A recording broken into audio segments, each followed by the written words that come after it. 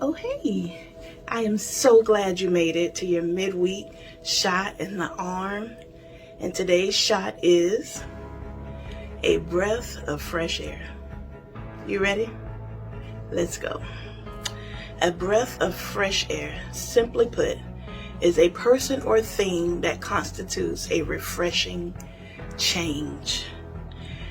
As you can see, I'm in my uniform this morning, and for those that don't know, I am a pediatric oncology nurse, and in layman's terms, I get an opportunity to take care of children with cancer and their families. So the other day, a parent of a child that I took care of posted a picture that had come up in her memories on Facebook. This picture showed me interacting with her child, and her caption read, "Monique, you were a breath of fresh air for us during Addie's treatment, and I'll forever be grateful." Listen, I read that statement and a flood of memories, a flood of emotions just came to the forefront. I work night shift, and I'd had so many nights and early mornings with this family. They were going through something unimaginable, something that would literally knock the wind out of you. Yet she says, I was a breath of fresh air. You already know. I'm going to our instruction manual, and if you will give me some leeway today, if you'll give me some leeway, I am going to read our verse from the Message Bible, okay? And that's for context. So our verse is going to come from Philippians 2:15 from the Message Bible, and it reads, "Go out into the world, uncorrupted, a breath of fresh air in this squalid and polluted society. Provide people with a glimpse of good living and of the living God. Carry the light-giving message into the night." So just hearing that message, I'm sure you all can see how that verse just resonated with me. I read it and I immediately, I started doing what I'm doing right now. I literally just started smiling because I was like, wow, so there is an instruction for everything. Our instruction manual encompasses everything that we need. There is literally a verse directly corresponding to a breath of fresh air.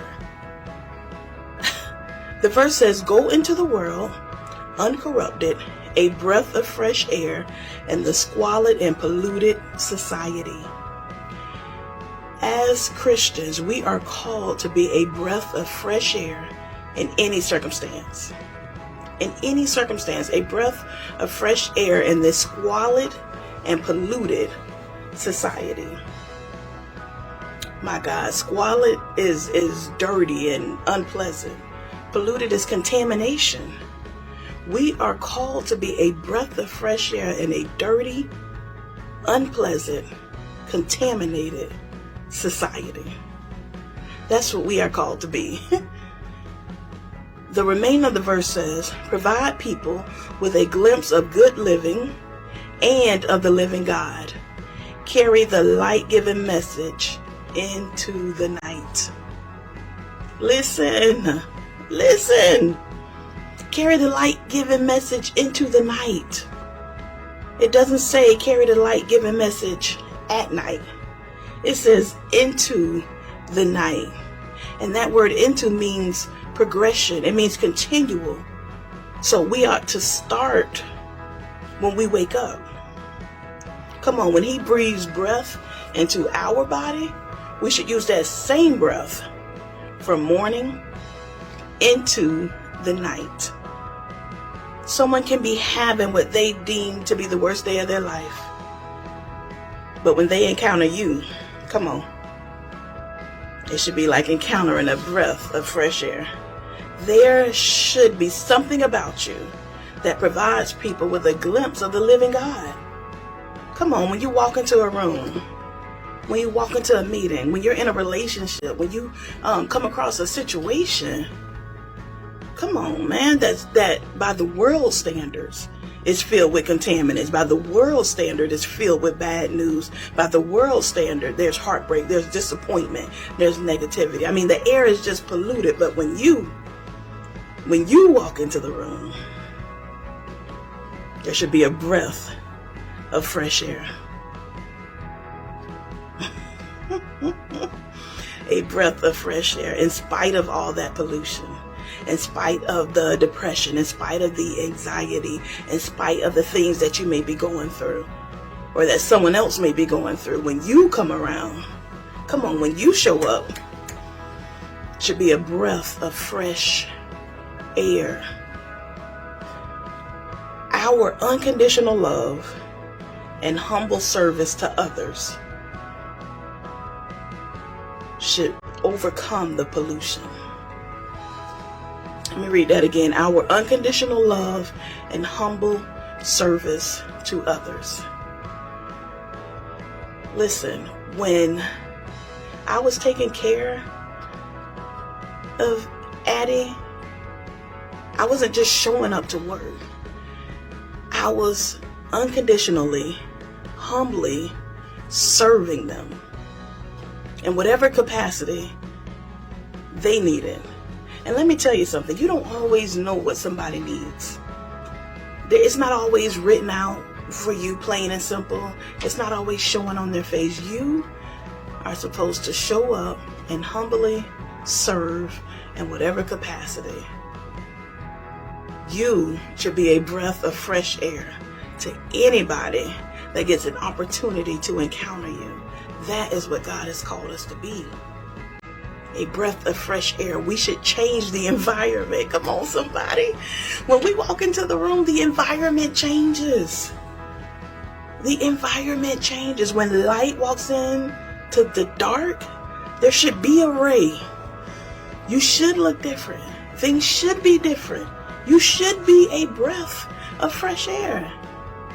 Come on, this parent posted a memory. Her child is no longer on this side of the earth. She's gone. She's not on this side of the earth. She's in eternity. She's in the Father's arm. But in that moment, when that memory came, she said, Monique, you are a breath of fresh air. Come on, a breath of fresh air in the midst of chaos, in the midst of a bad diagnosis, in the midst of uncertainty, in the midst of not knowing what is going to happen next. But when I walk in the room, I'm a breath of fresh air. Come on, I encourage you. I encourage you to be a breath of fresh air. I encourage you to be a ray in whatever darkness you walk into. My God, our message of love and hope should be a ray of light. Say la. My God. Listen, now remember, this is for you. So maximize this shot of a breath of fresh air. Until next time.